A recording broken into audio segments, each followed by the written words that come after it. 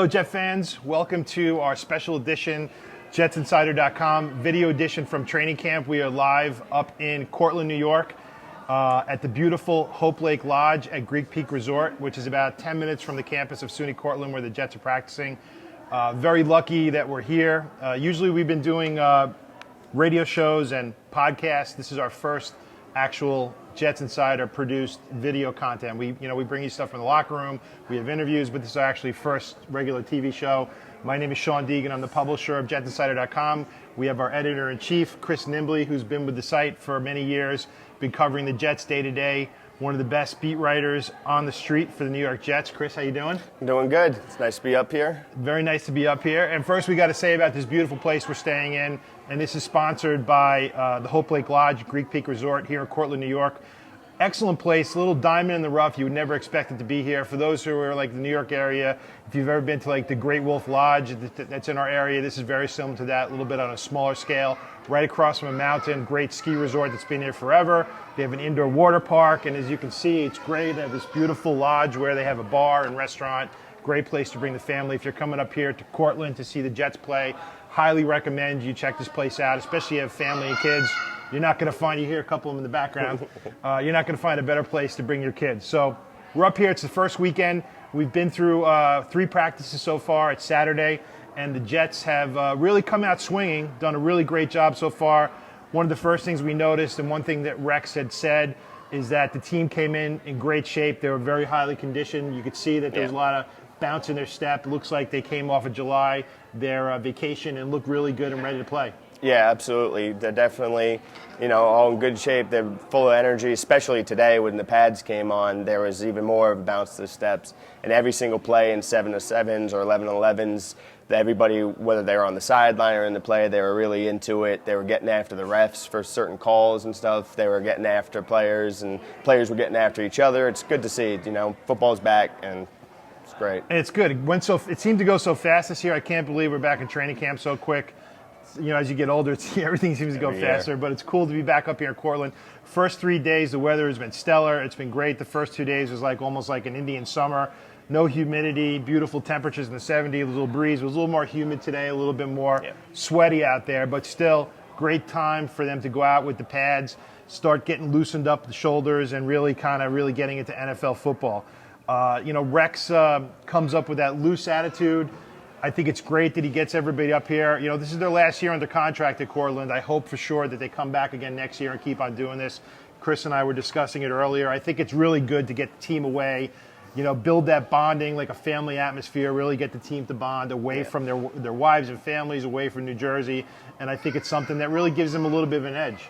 Yeah, absolutely. I think it's great to get away to not just a half hour, 45 minutes away from the city. You don't have to go home and worry about doing chores around the house after practice.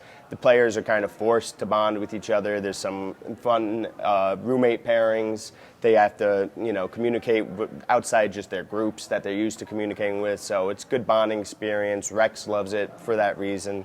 A lot less distractions. They come back. They go over plays with each other. They look at film and all that type of thing. So it's definitely great to come up here. And, I think it'd be silly for any team to not take a trip like this somewhere for training camp. Yeah, we were talking about, the Giants did it at Albany for like 20 years in a row, and all of a sudden they just started going back to New Jersey. I think this is their first year back. I don't know why they did that, but I think it gives the team a little bit of competitive edge coming into camp and really doing that bonding. Rex actually talked about it in his press conference. We have a little clip here where he talks about coming up to Cortland and how he feels about being up here. Like I said to you before, we guys make our football team that wouldn't be the last guy in this roster right now last year. So I think we're way ahead of where we were last year in particular. So anyway, Rex really feels this is great for him.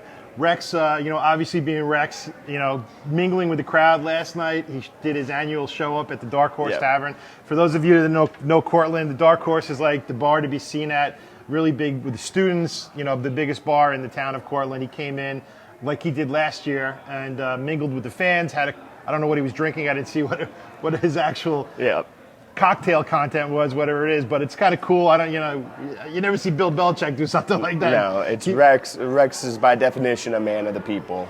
That's what he is. He's a people person, and he loves to go out and he loves to soak it all in, the environment, and he loves it. Yeah. He's like a little kid, and you see that all the time in his pressers, and he's the same way when he goes out, and that's what he always talks about. He's not going to change who he is. He's toned some of his rhetoric down, but he's still the same person at heart. He's still the little kid who just can't believe his life and job and gets paid millions of dollars to coach football. About 150 pounds lighter, though. It's Yes, weird. yes. When we first started covering Rex, you could spot Rex through a crowd in a second, and now he just kind of blends in. He actually looks like a little bit too skinny now.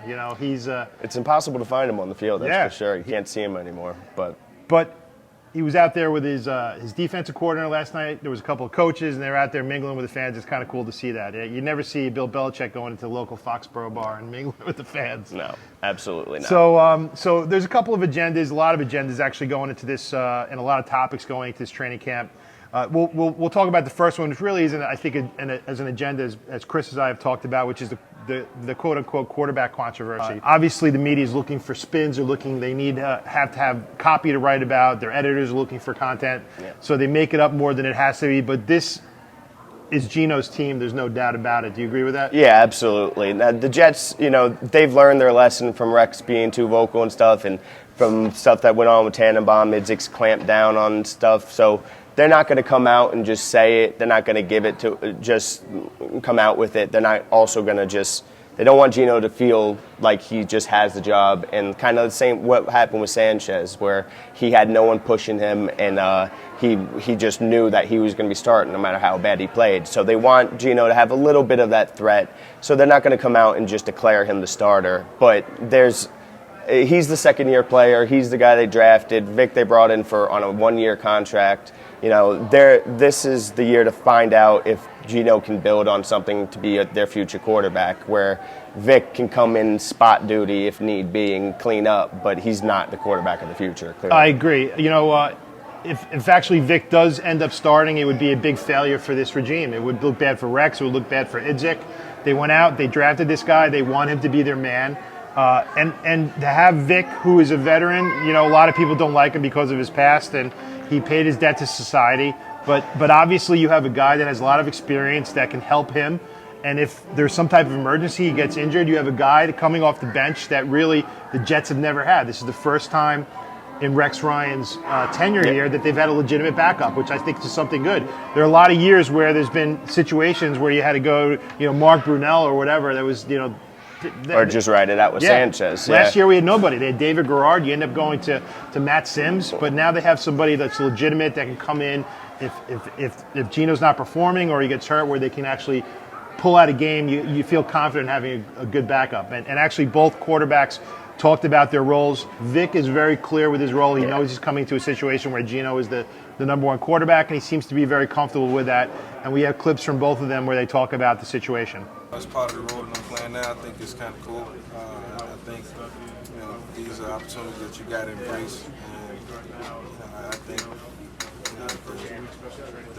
the great part about this is that we get to watch a young kid mature in the offense and grow. Mike's a guy who's willing to teach. He's willing to give me knowledge and help me with things that he's been through. So there's always a moment where every conversation we have, I'm looking up to this guy. I'm learning from this guy. Like I said, he's an 11-year vet in this NFL, and that's something that I can only hope to be, a position I can hope to be in one day. So a guy like that, you can only learn from, and he's willing to help, and it speaks volumes about his character. The quarterback's situation is pretty good. You also have one more thing, which is a fight for the third quarterback spot. You have Taj Boyd from Clemson, who brings a lot to the table as far as his versatility, and Matt Sims, who won the job last year from Greg McElroy in a surprise. It's going to be interesting to see how that shapes up. You might see a scenario where Matt Sims stays the third quarterback, and then maybe Taj goes to the practice squad, but then you risk maybe some other team picking him up. How do you think that's going to play out? Well, I don't think you really have to worry about somebody else necessarily picking him up unless there's some type of injury. I mean, he was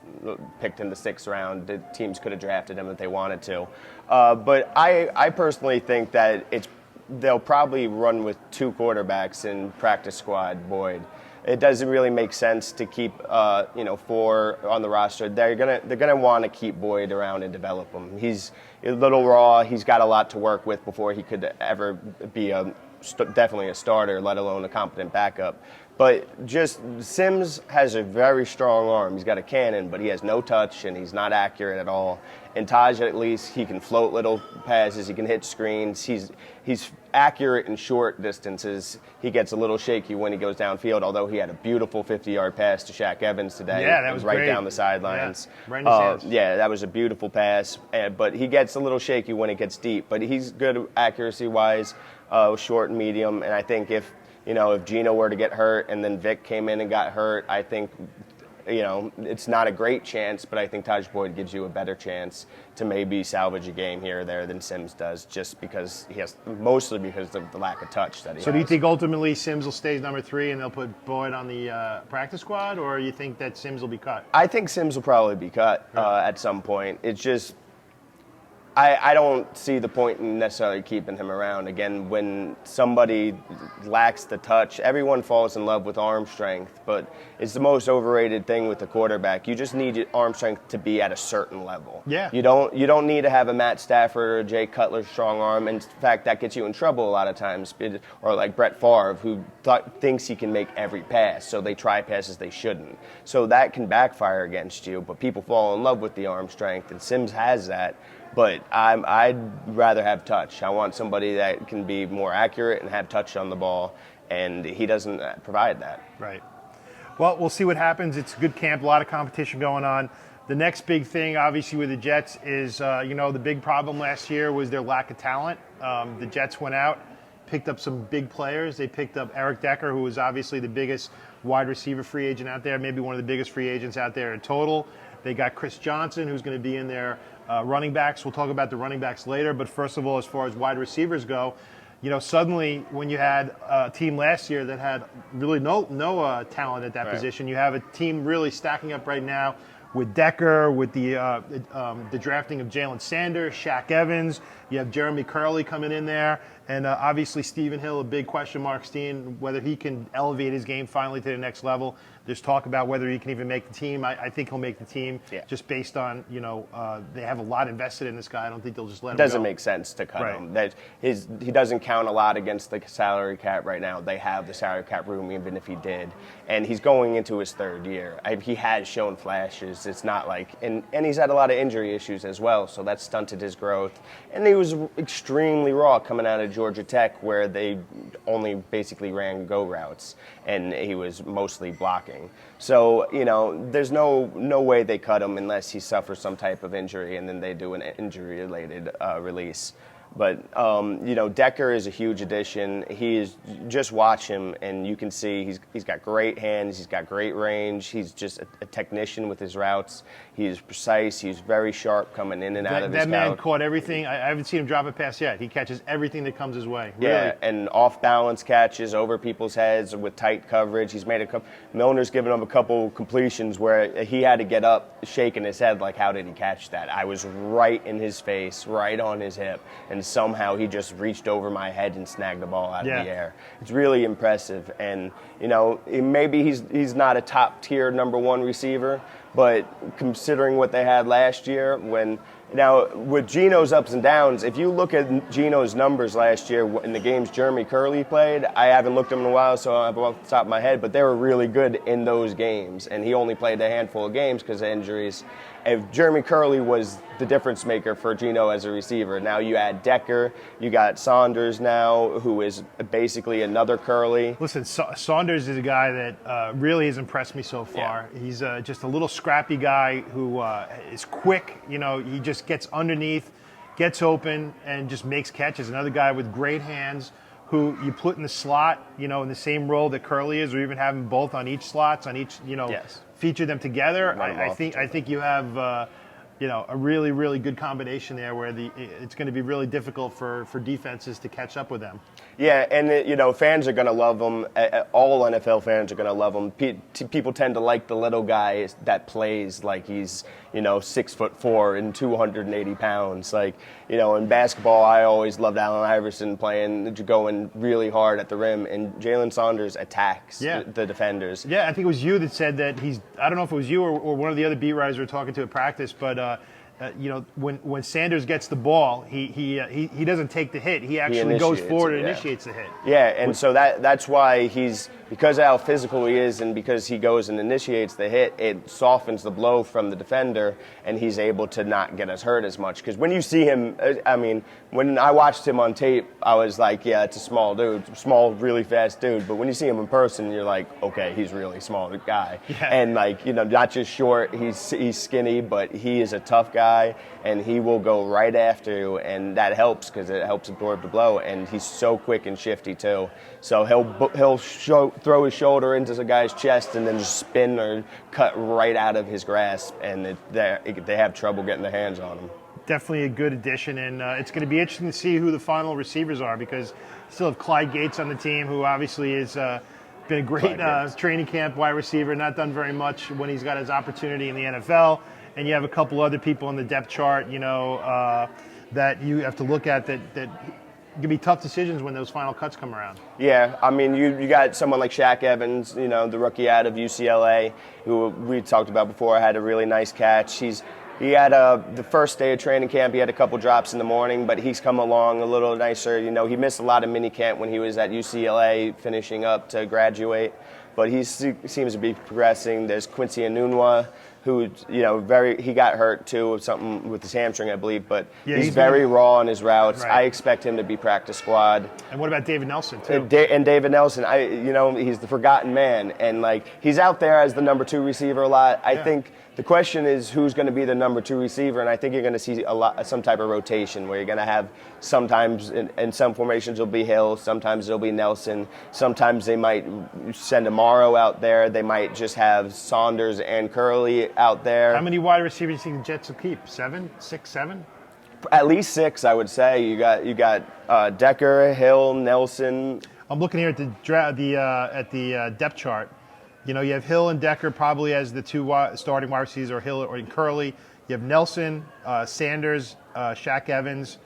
That's 6 people right there. And who would be the 4th one? It would be I don't know. Yeah, that's probably they'll probably practice squad Enunwa. Greg Salas, who's on the team, who actually he's back in camp. Yeah, I mean he had to play last year, right. And he's looked good at times in practice, but it's going to be tough for players like him and Clyde Gates to make the roster this year, where they actually saw playing time last year, and that's only good for Just Geno shows how and the thin Jets. we were last year. Yeah, and now you got a little more dimension, a little extra out of the backfield with the speed of Chris Johnson. Darrell Richardson looked good today.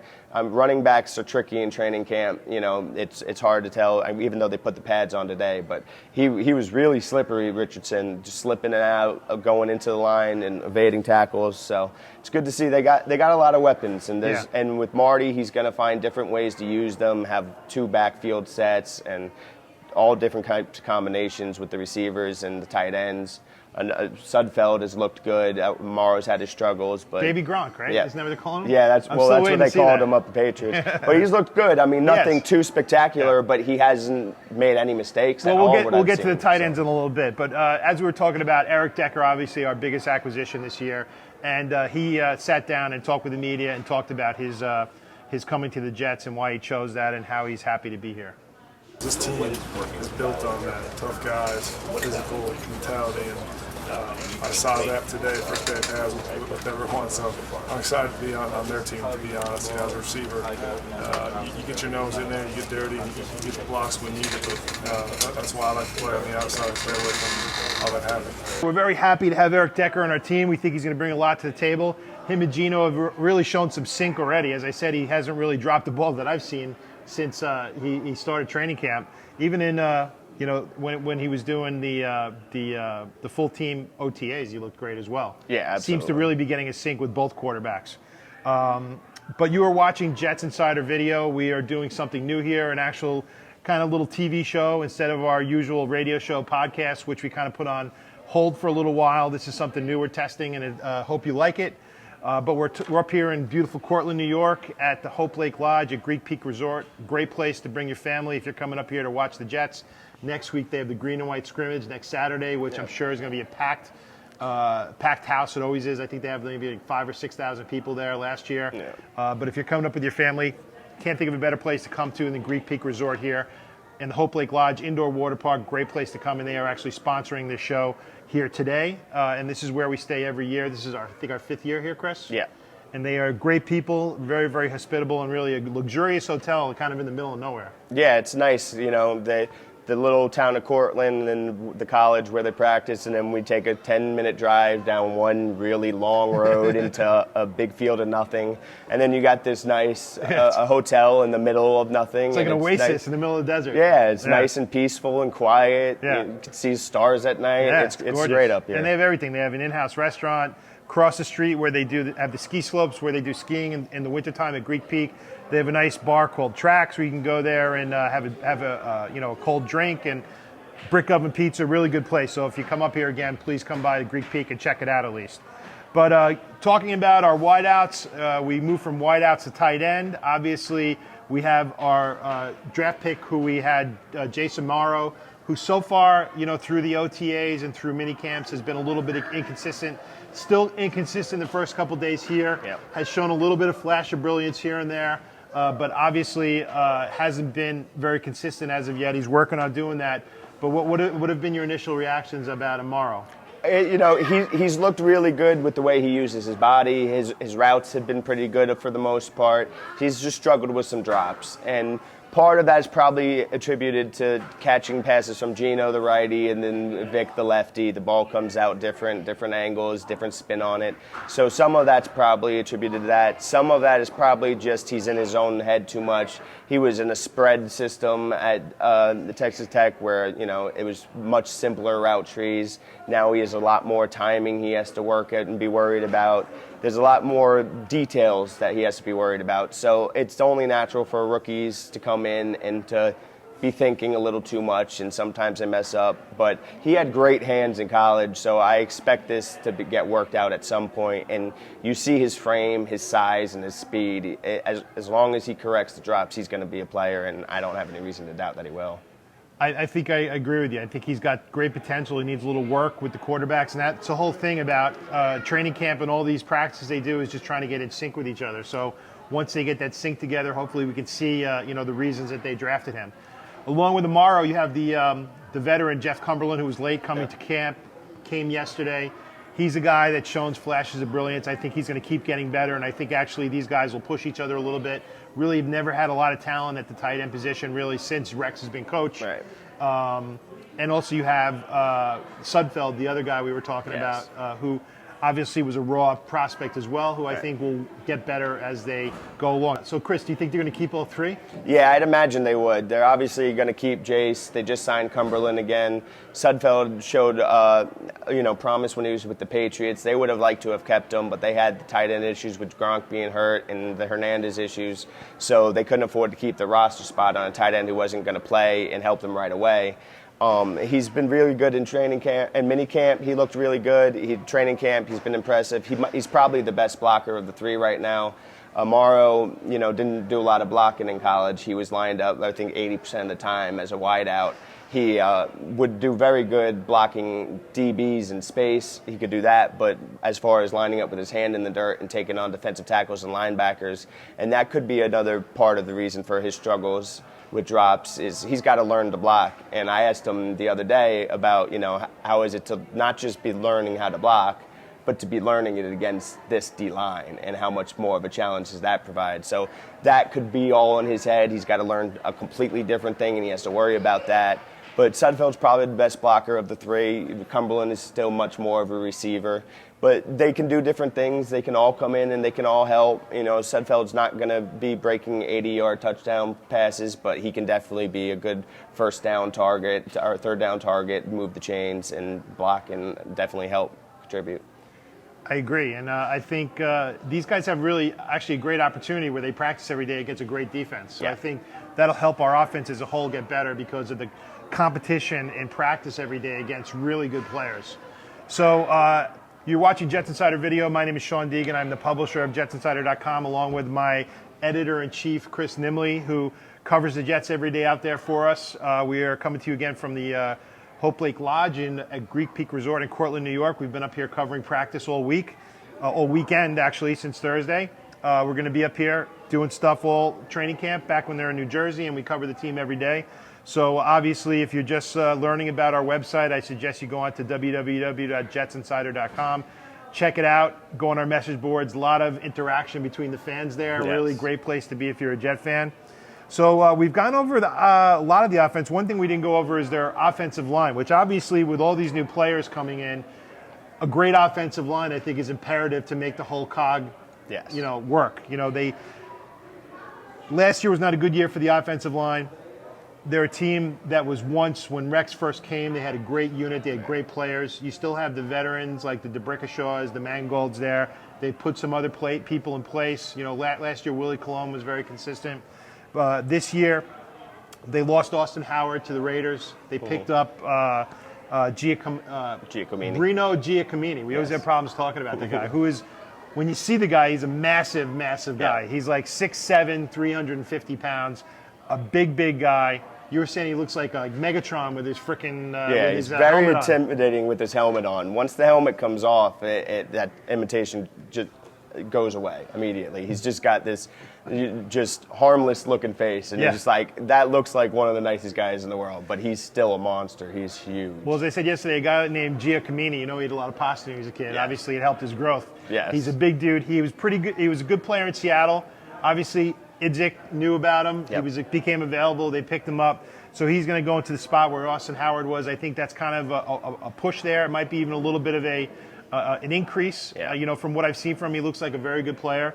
On the other side, we have a little bit of a question mark. They drafted Ibushi in the what round was he? Last year, last fifth year. round, maybe. Fifth round pick last year. He's coming into his second year, getting better. That was Willie Colon's spot. Willie Colon is still on the PUP, rehabbing his surgically repaired knee. Yeah. We've been watching it very closely. He's actually been working out, with the trainer right in front of us where the press goes on the sidelines. Guy looks like he has no pain in his knee. He's moving around very good. So I expect him to make the team. He's going to be, whether he's going to split time with Ibushi and go in there half and half, or be the starter, and then maybe when he gets tired or whatever, they'll rotate them in. But I feel pretty comfortable with that side as long as he's healthy. You agree with that? Yeah, well, the offensive line is probably the biggest question mark on the team for me. Obviously, the secondary, the receivers, all that stuff. But the offensive line, right now, we really have two huge unknowns at both guard spots. Is Willie going to be able to play, and how much does he have left if he is healthy and can come back? Is Winters struggled a lot of the season last year. He got a little bit better last year. Ibushi last year, he had this really oddly shaped body coming into camp, and he just didn't look like an offensive lineman. He's filled out more. He had a really good mini camp. He's looked solid, but there's a big difference between mini camp and regular season game action. So we're gonna have to see how training camp and preseason plays out. And then you got the rookie Dozier too. So they've been moving him around. They've used him a little bit as the jumbo tight end. He's a raw guy. But he's a bull. He's got great knee bend. He's good hand placement. So he could definitely come in and play that jumbo tight end spot. But if you're gonna have to wait and see what happens with Willie Colon, because that'll determine if Winters will go on the right or left, and then who knows if he's more comfortable on one or the other. So we'll have to wait and see. But those are the biggest question marks. And then on Giacomini is probably the one that I feel most comfortable with. With DeBrickashaw, he's very good. He's fine blocking inside. He's actually improved on his run blocking a bit over the years, but the speed off the edge still kills him every time. Mangold's had a couple down years. I think most of that can be attributed to some being banged up, a bunch of different injuries, and having to play next to some shoddy guard play. I talked to a couple ex-Jets over the winter who told me they definitely believe it's mostly having to play next to the guards and having to kind of make up for what they give the old weakest chain in the link type of thing. Right. So They expect Mangold to have a better year. He doesn't look to be struggling health-wise at any point. He looks in great shape. Yeah, so he could come back, and he could be the Mangold of old.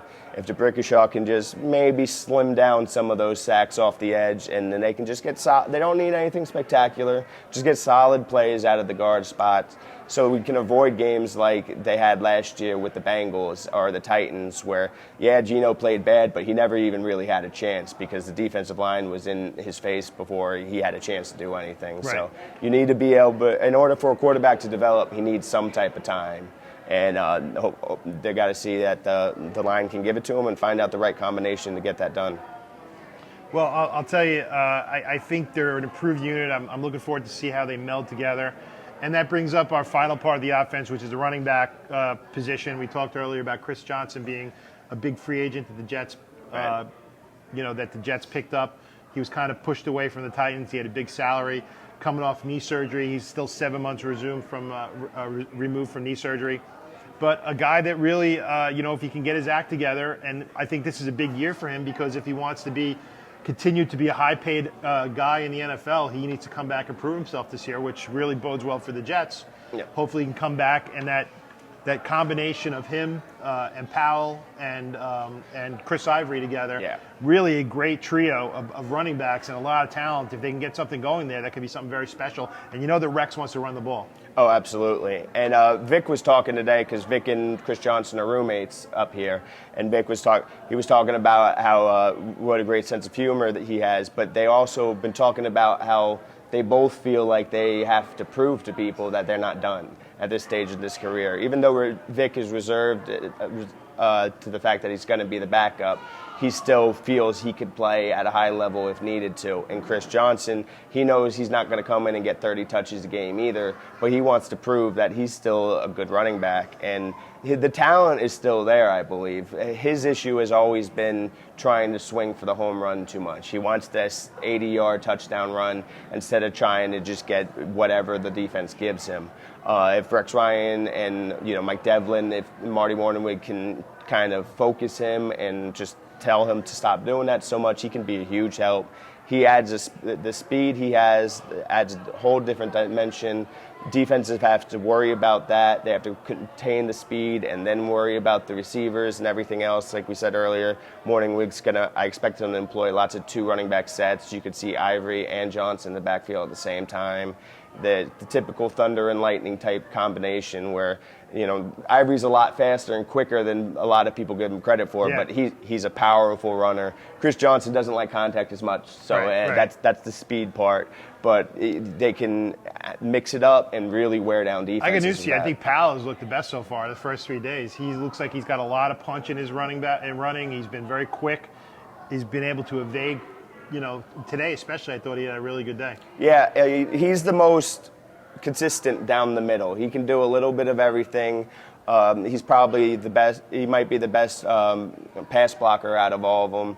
He can catch, but he doesn't have the ceiling that the others have. If Ivory didn't have as many injury issues as he's had in the past, then I would think he would be clear ahead of him. But with the way that Powell is, with Ivory's injury issues, Chris Johnson working back, and they can really work a nice rotation. And then you got Darrell Richardson in there as well. So It'll be interesting to see how many running backs they keep.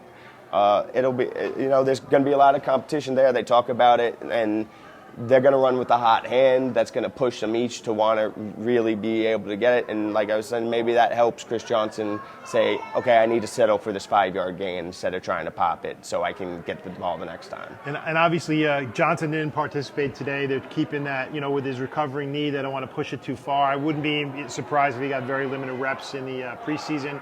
They really, they'll probably do that throughout the season too, just like they did with LT, Jason Taylor. He is still a vet. He's older. And especially with running back, he doesn't need to practice time as much. It's just see the hole, hit the hole, and keep running until you get brought down. Well, listen, if he can come in the way that LT came in his first year and produce for the Jets, that would be a godsend. Yeah, absolutely. So anyway, we've been through the whole offense, which obviously was the big problem for the Jets last year. New and improved, ready to go. Hopefully we'll see some pop out of the offense with all these new players they brought in. And again, my name is Sean Deegan. I'm the publisher of JetsInsider.com.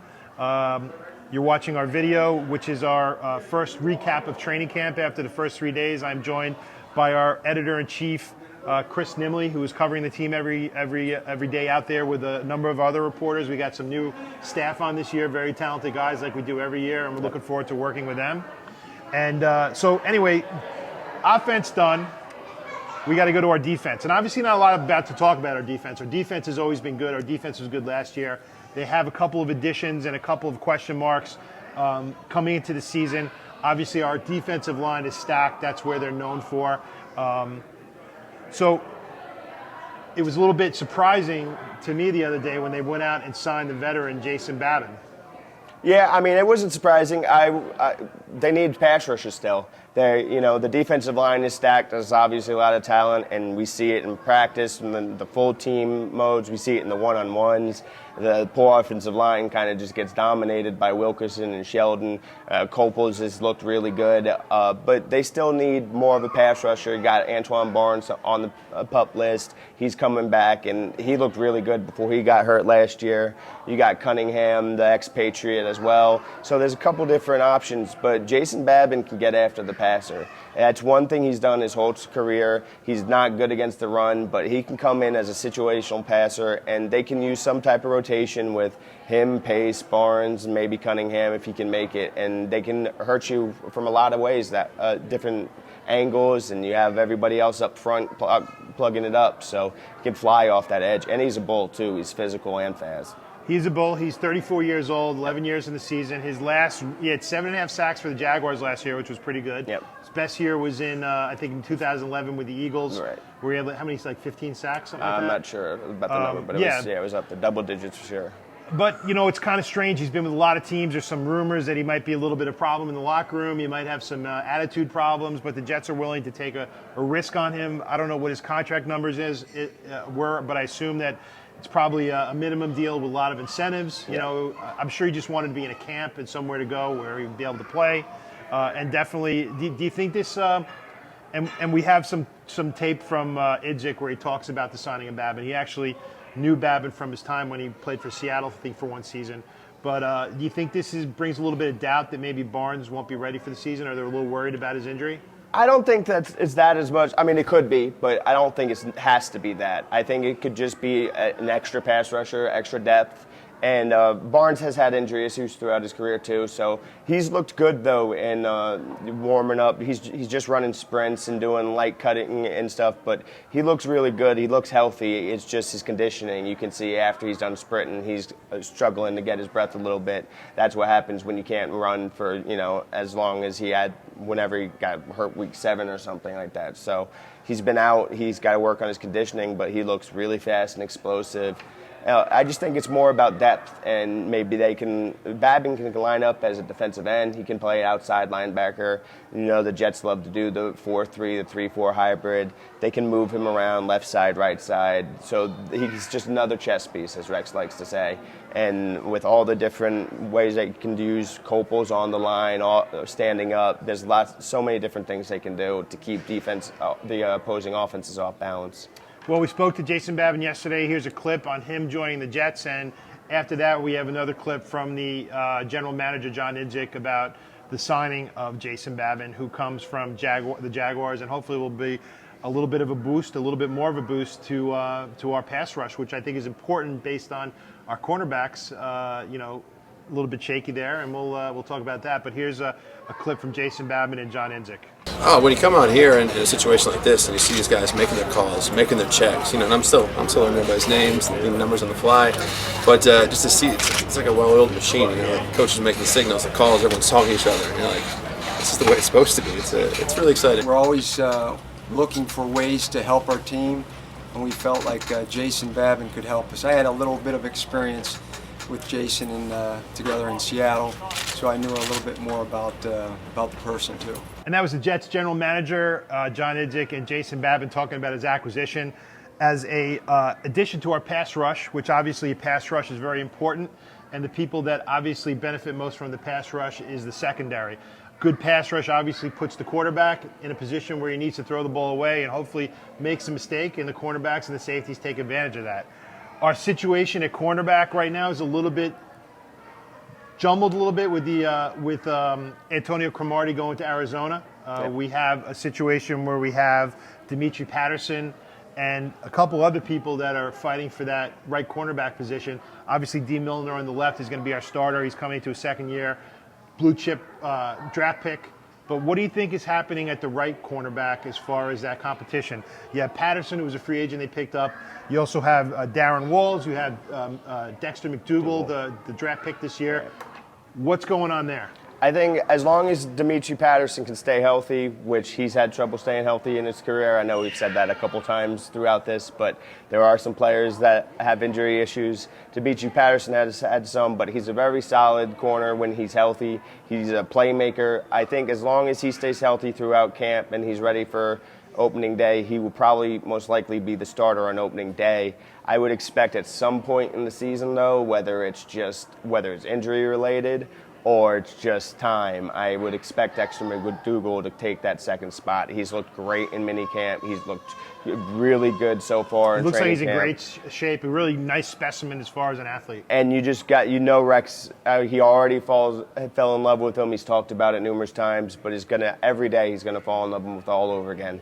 He's just like what Rex likes. He's tough, he's physical, he's aggressive, and he stays right in the receiver's hips, sticks right on him. He competes for the ball. He's got some playmaker in him as well.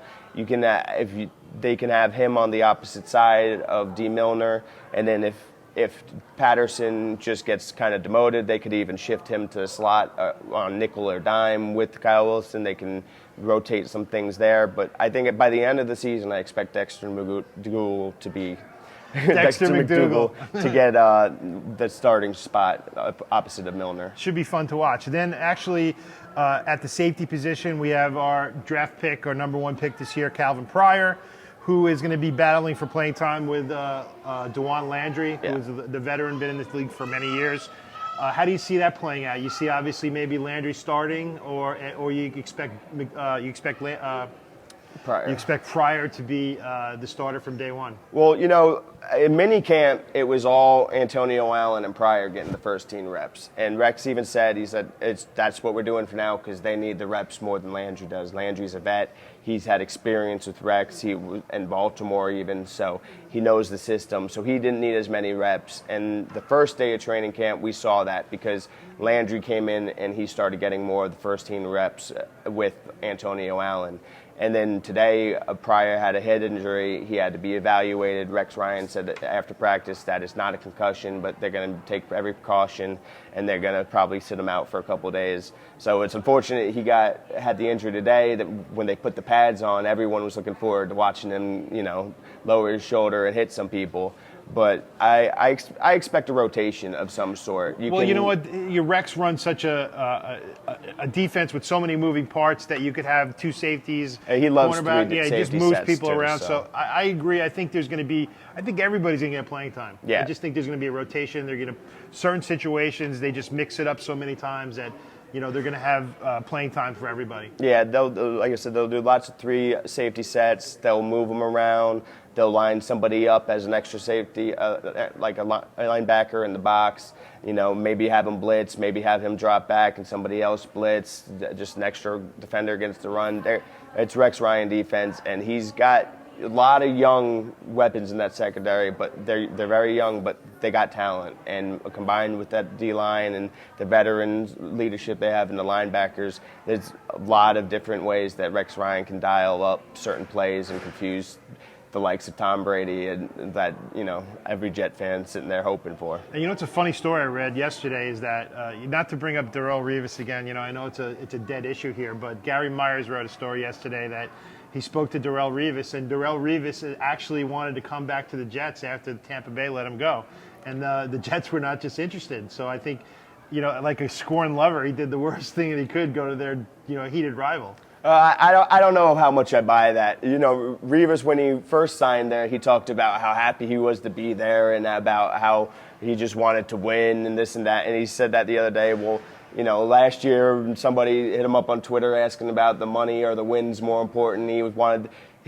I don't think he wanted to really come back here. I think the relationship with him and Woody is over. He loves Rex. He would be happy to play for Rex again, but I don't think he wants to play with Woody, under Woody. And but it's moot because Woody wasn't going to have him back either way. Maybe he did.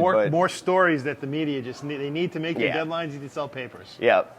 All right, so we go into the strong safety position. Obviously, the free safety position, you have Antonio Allen, who do you think that he'll be the starter there? Yeah, I imagine he'll definitely be the starter, and then he'll probably play the most with Landry and Pryor getting rotated in until Pryor is able to take over on his own. What about Jaquan Jarrett? He seems like a guy who's up and coming, a guy that really is kind of hungry to get playing time. How do you think he runs into the mix there? You think he'll get some looks as well? Yeah, I think he does. He'll be the fourth safety, and they'll still be able to rotate. And somebody gets banged up or whatever, somebody's tired, maybe put him in for some different plays. He looked really good today. He was delivering a lot of heavy hits today. Those pads were popping, and he was just dropping shoulder and laying a couple people out. He looks like a guy that really wants to get playing time. Yeah, and he delivered one huge hit on Amaro, one of the catches that Amaro made. And he dropped his shoulder right into him, and then he went and swiped the ball right out of his hand to cause a fumble. He definitely looks hungry, and he was definitely hitting with a vengeance. And he knows what's in front of him. He knows what that depth chart looks like, but he wants to make sure that he can contribute on special teams. And he's the first guy that Rex calls on to come in case there's an injury or just need an extra man out there. Again, my name is Sean Deegan. I am the publisher of JetsInsider.com. You're watching Jets Insider TV, where we are up in Cortland, New York, live at training camp. It is we're being taped here on a Saturday afternoon. We've seen 3 practices, which all 3 have been pretty impressive. I'm joined by Chris Nimbley, who is my editor-in-chief and the top beat writer for our website, who has been doing that for this is 5th year with us. And we're up here at the beautiful Greek Peak Resort at Hope Lake Lodge. As we mentioned many times, they're sponsoring us. And if you're coming up to watch the Jets, or if you're in the area and you're here for training camp, I highly recommend you check out this beautiful resort. Great place for family, great place to come just for couples. Really a nice little oasis in the middle of central New York. But we've kind of pretty much gone over everything. The only thing we didn't really talk about are the middle linebackers. We have Demario Davis and David Harris, who really are 2 consistent guys. I think no competition really from anybody else. But you have any comments on the linebackers? Yeah, Demario's looked good. He's talked about taking a little extra step, getting a little more comfortable in his role here. He fully understands Rex's system now. He knows the ins and outs. The rookie Trevor Riley's looked good the last couple of days. He's had a couple of really nice days. But, for the most part, it's going to be David Harris and Demario in the middle. You're going to have the rotation, Copels and Pace on the outside. But, with that D-line in front of them, it's going to free them up to be able to run to the ball and to make tackles, wrap up runners, and to maybe even get after the quarterback some himself, because Demario is really fast. He's got that sideline-to-sideline speed, but we've seen in training camp, he blitzes a bunch. They just come, and he'll come around the edge and fly. So they got a lot of speed there, not so much with Harris. He's just going to have the defensive line occupy and then run to the ball, but Davis can do a little more things, drop back in coverage more. So they're pretty set there. Should be very fun to watch, as the Jets' defense usually is.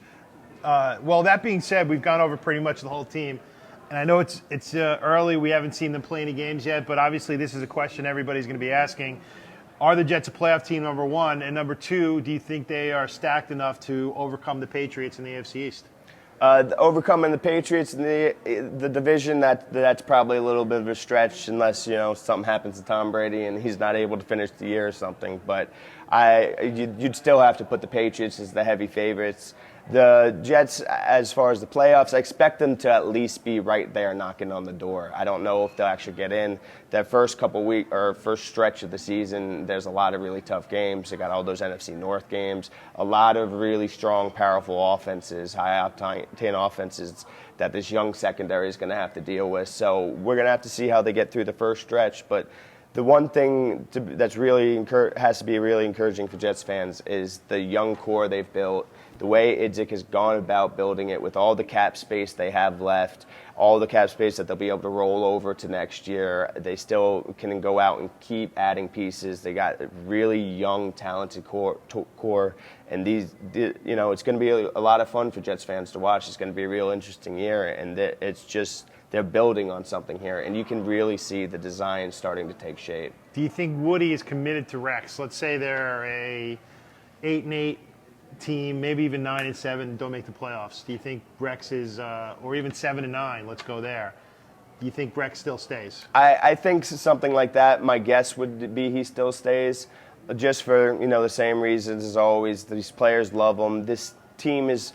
While there's a lot of talent, they're really young. As long as it seems like the arrow is still pointing up, I think Rex will stay. And, if Geno can show some progress, if some of this Milner can build on how he ended just like Geno did, I think that they'll show enough signs of the future. They go out, they add a couple pieces here and there, another draft pick here and there, and they can definitely be competing for the Super Bowl run that Rex promised since he came aboard. Wouldn't that be great? Wouldn't that be great?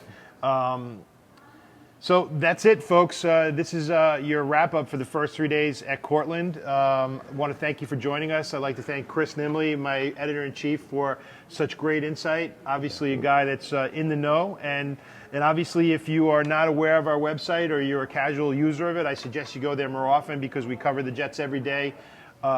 Anything you need to know about the Jets, www.jetsinsider.com. You can follow us on Facebook. Just search Jets Insider, and also all the other social media, Instagram, Jets Insider, Twitter, Jets Insider. Twitter, I highly suggest you go to because we're constantly updating on Twitter along with the other media. But Chris, keep up the good job. We'll be up here covering training camp the whole summer and looking forward to a great season.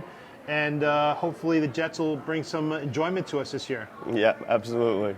So thanks a lot for joining us, and have a great day, and we'll be talking to you again very soon.